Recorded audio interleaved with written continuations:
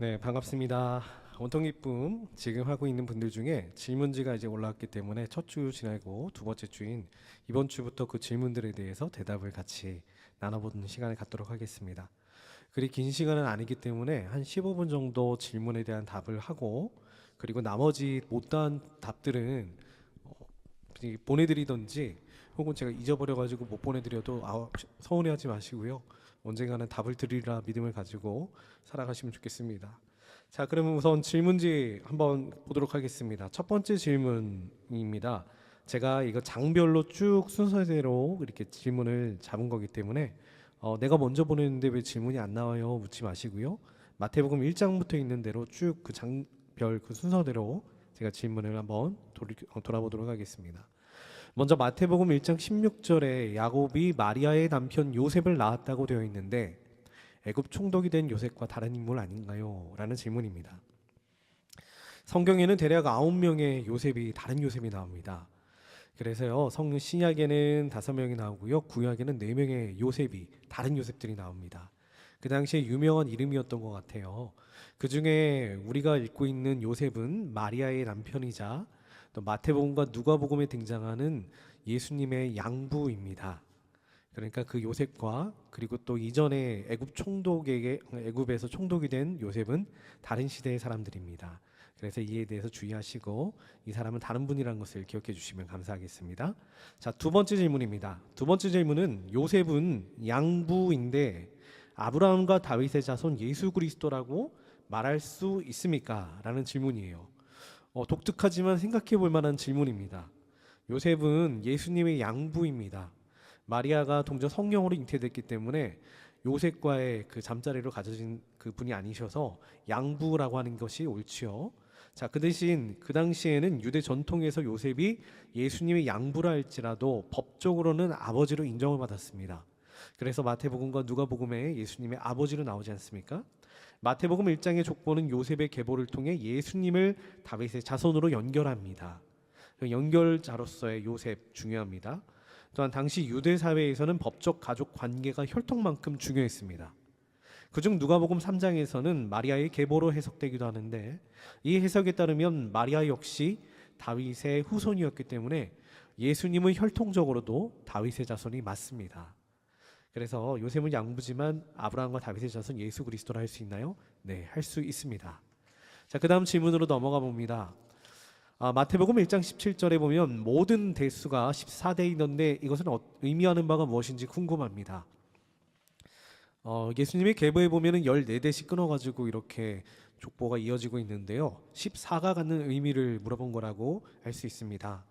이는 두 가지로 일반적으로 해석이 되는데 제일 많이 알려진 것 두 가지입니다. 첫 번째는 완전함의 상징 14라고 하는 숫자는 7이 완전함을 상징하는 숫자인데 이에 두 번이나 연속이 됩니다.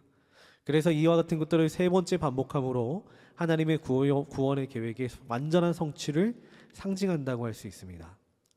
자, 그리고요, 다윗의 이름은 숫자적 상징, 이거는요 조금 어떻게 보면은 억지 같아 보이지만 실제로 있는 해석 중에 하나입니다. 히브리어로 다윗의 글자 수치 합계가 14라고 합니다. 그래서 이를 통해 그 획수가 더해지면 14라고 그래요. 그래서 이를 통해 예수님의 다윗의 자손, 즉 약속된 메시아임을 강조한 것이라고 보기도 합니다. 네, 그 다음 질문입니다. 마태복음 3장 15절 말씀을 쉽게 풀어주셨으면 합니다. 네, 이거는요 저희가 의역한 부분을 잘 참고하시면 좋은데요, 개역개정에서는 예수께서 대답하여 이르시되 이제 허락하라, 우리가 이와 같이 하여 모든 의를 이루는 것이 합당하니라 하시니 이에 요한이 허락하는지라. 세례 요한에게 예수님 세례 받으실 때에 세례 요한이 예수님 보고 나는 예수님을 세례 주지 못합니다라고 얘기하거든요. 그런데 그때 세례 요한에게 예수님께서 하신 말씀이 이와 같은 거예요. 의역하면은 이렇게 됩니다. 지금은 내가 내게 세례를 받게 해주어라. 하나님의 뜻과 계획을 완전히 이루기 위해서는 이렇게 하는 것이 옳으니라. 예수님께서 이 땅에 오심은 어찌 보면 우리에게 인간적인 모범을 보여주시기 위함입니다. 예수님은 나에게 능력이 있으니까 이 단계는 스킵하고 이 단계는 넘어가야지 라고 하셨다면 모범이 될 수 없었지만, 예수님도 세례를 받으셨기 때문에 죄가 없으심에도 불구하고, 그렇기 때문에 그와 같은 모습을 통해서 우리도 세례의 중요성과 죄 씻음에 대한 의미를 다시 한번 돌아보게 되는 사건 중에 하나입니다. 그래서 세례 요한 앞에 선 예수님도 겸손하게 세례를 받았듯이 우리도 주님 앞에 죄 씻음 받는 그와 같은 의미를 기억하시면 좋겠습니다. 마태복음 3장 16절에 대한 질문입니다. 하나님의 성령이 비둘기 같이 내려 해서 비둘기는 비유적으로 쓰인 것 같은데 그 의미가 무엇일까요? 라고 묻습니다. 비둘기가 갖는 의미는 몇 가지로 해석될 수 있습니다. 거기 중에 세 가지로 제가 올려놨는데, 첫 번째는 평화와 새 시작의 상징입니다. 비둘기는 노아의 방주에서 나타나지요. 홍수 후의 새로운 시작과 평화를 알리는데 사용된 하나님의 도구였습니다. 그리고 두 번째, 비둘기는 순결과 온유함의 상징을 가지고 있습니다. 유대 전통에서는 비둘기를 순결과 온유함의 상징으로 여깁니다. 그래서 예전에 제사를 드릴 때 비둘기를 잡아드린 것도 일맥상통하는 내용이라 할 수 있습니다. 그리고 세 번째, 임재의 가시적인 표현입니다. 비둘기가 임하였다라는 것은 비둘기의 형태는 영적 실체인 성령의 임재를 사람들이 볼 수 있는 방식으로 표현하고 나타내기 위한 것입니다. 이는 예수님의 메시아됨을 확증하는 공적인 증거가 됩니다. 자, 그리고 그 다음 질문입니다. 마태복음 4장에 나오는 질문인데요. 예수님께서는 왜 성령에게 이끌려 마귀에게 시험을 당하며, 여기서 재밌는 질문입니다. 왜 세 번째 시험 당할 때에 되어서야 비로소 사단아 물러가라 고 꾸짖고 사단이 도망하게 하셨나요? 참 재밌는 질문이었어요. 생각해 볼 만한 질문이었는데, 예수님께서는 첫 번째, 두 번째 시험은 내가 만일 하나님의 아들이라면 이라는 말로 메시아의 사명을 왜곡하려 하는 것이 사단의 시험이었습니다. 그런데 세 번째 시험에서는 사단이 자신의 본색을 드러냅니다. 하나님 대신 자신을 경배하라고 요구함으로써 그 본색을 분명하게 드러냈습니다. 그리고 첫 번째, 둘째 시험은 인간의 정욕과 관련된 시험이었으나 그 중에 마지막 시험은 가장 근본적인 우상 숭배의 시험으로서 예수님께서 가장 강하게 대응하신 시험입니다. 우린 그렇게 생각하고 있습니다. 세 번째 물러가라 하신 것은 곧 가장 강력하게 대응하실 만한 내용이었기 때문입니다. 우상숭배, 사단의 본질과 대응하셨기 때문이라고 생각하시면 좋겠습니다. 자, 마태복음 7장 5절에서 6절, 7절, 12절, 13절들은 전 구절들과 연결이 되지 않는데 어떤 의미가 있나요? 마태복음의 산상수훈은 예수님의 여러 가지 가르침을 마태가 주제별로 모아놓은 성격이 강합니다. 그래서 모든 구절은 논리적으로 연결되기보다는 다양한 주제의 지혜들을 모아놓은 형태가 됩니다. 여러 주제들을 한 곳에 모아둔 거예요. 또한 여러 주제를 한꺼번에 가르치는 히브리적 교육 방식으로서 청중들이 여러 짧은 교훈들을 기억하기 쉽게 전달하는 방식이기도 했습니다. 예수님께서 그와 같이 쭉쭉쭉 여러 개를 얘기하신 게 아니라 마태가 마태복음을 기록한 그때에 여러 주제들, 예수님의 가르침을 한 곳에 모아놨다라고 생각하시면 됩니다. 그래서 이 부분은 잠언과 같은 지혜, 짧은 말씀들이 우리 귀에 들어올 수 있도록 만들어놓은 부분이다 생각하시면 됩니다. 자, 그럼 그 다음 질문입니다. 마태복음 8장, 9장, 12장에는 예수님께서는 병자를 고치시고 왜 알리지 말라고 경고하셨을까? 라는 질문입니다. 예수님은 메시아에 대한 대중적 오해를 방지하기 위해 기적을 알리지 말라고 하셨습니다. 예수님은 이 땅에서 회개하고 죄사함과 천국의 복음을 선포하기 위함이지, 그 사역들이 그 병고침의 사역을 하면 올인되게 된다면, 거기에 몰입되게 된다면 예수님의 메시아적 사역이 왜곡될 수 있기 때문에 다른 사람들에게 알리지 않았으면 좋겠다라고 얘기하셨습니다. 이는 곧 사람들은요, 영적인 메시지보다는 육적인 필요를 갈망하는 본능적인 마음이 있기 때문에 예수님께서 이를 방지하기 위해서 이와 같이 요청하셨으리라고 봅니다. 근데 그 가운데 대제사장에게 보이라라고 했던 부분도 있어요. 이는 곧 그 당시의 규율이자 그 당시의 그 유대인의 법이었기 때문에 대제사장에게 보여서 깨끗함을 인정받고 사람들에게 나가라고 했던 그런 의미에서 그렇게 하셨습니다. 자, 마태복음 9장 16절 17절 말씀입니다. 여기에서 생배 조각과 낡은 옷과 새 포도주와 낡은 가죽 부대의 은유를 어떻게 금식과 연결할까요? 예수님께서 생배 조각, 새 천에 비유하신 그 내용은요, 예수님께서 가지고 오신 새로운 메시지를 이야기합니다. 예수님이 가져오신 새로운 복음을 이야기합니다. 낡은 옷은 기존 종교 관습을 의미하며 그 둘 사이의 관계를 보여준다고 할 수 있습니다. 이를 금식과 연결하자면 예수님은 기존의 금식 관습이 잘못되었다 하신 것이 아니라 자신의 존재와 사역으로 인해 금식의 맥락과 의미가 변했음을 설명하고 있습니다. 지금은 금식할 때가 아니야 라고 설명하는 겁니다. 금식이 잘못된 게 아니고 지금은 예수님과 함께 있는 시간이기 때문에 제자들 왜 금식하지 않습니까? 라고는 묻는 말에 대해서 대답해 주고 계신 겁니다. 지금은 곧 나와 예수님과 함께 있는 시간에는 기쁨의 시간이므로 금식이 적절하지 않은 거야. 그래서 제자들이 금식하지 않는 것이 나에게는 이해가 될 만해 라고 하는 내용입니다. 자, 마태복음 10장 23절의 말씀입니다. 이는 어떠한 의미로 볼 수 있을까요? 내용은 그렇습니다. 이 동네에서 너희를 박해하거든 저 동네에 가서 저 동네를 피하라.